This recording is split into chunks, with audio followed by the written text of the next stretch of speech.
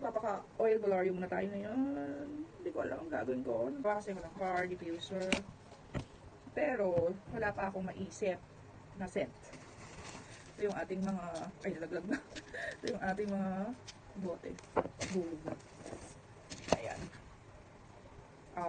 10 ml ito. Dito yung ating mga oils. Bagong oils. Mabago to. 2025 ang mga expiration niya. So tayo gumawa muna. Focus.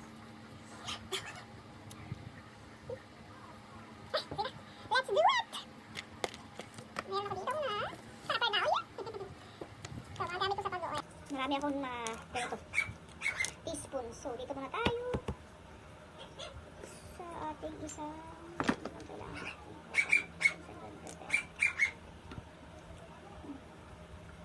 Niluksan ko. Niluksan ko ito mga to. Actually, recycle ko rin ito mga to. Yung mga lalagyan lang.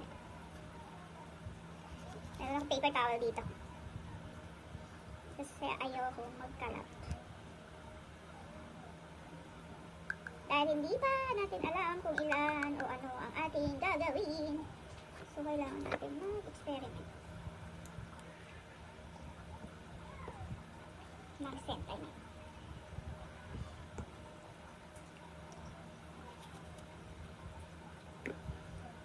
And then mamaya susulat ko siya. Kung okay na ako dun sa scent ko, susulat ko siya.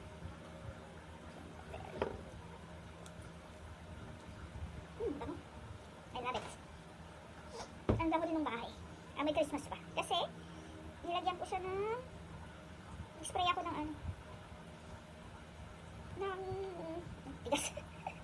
Nag-spray ako ng sige, kaya mo yan, Tim. Ano yung spray ko? Si gingerbread. Gusto ko amoy ng gingerbread. Christmas na Christmas something.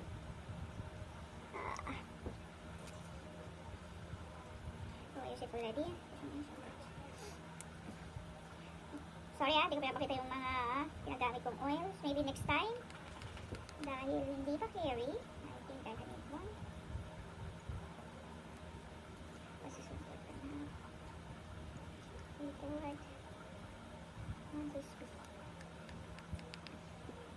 And this one. And this one is this.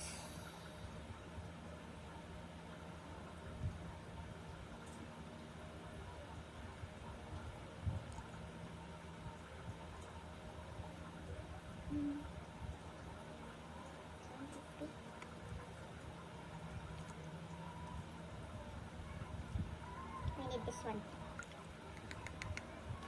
Baka magkamali tayo.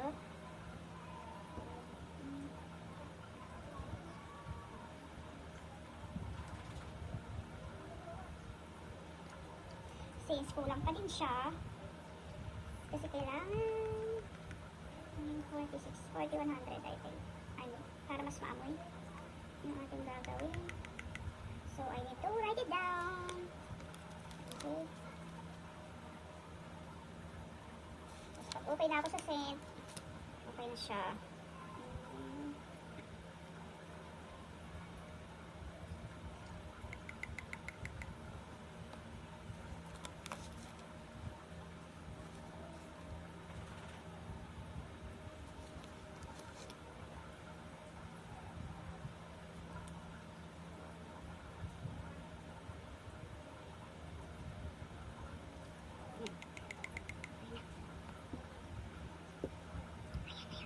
Oils.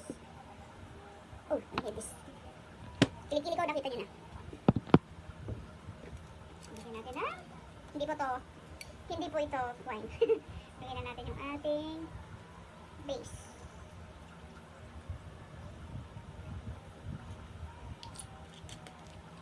Nilipat ko lang sa bote yung base ko kasi gusto ko lagi siyang fresh.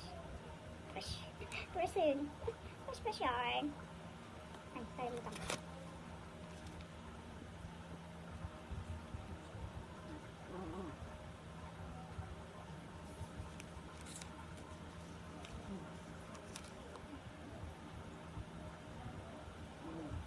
Siya nag-mix.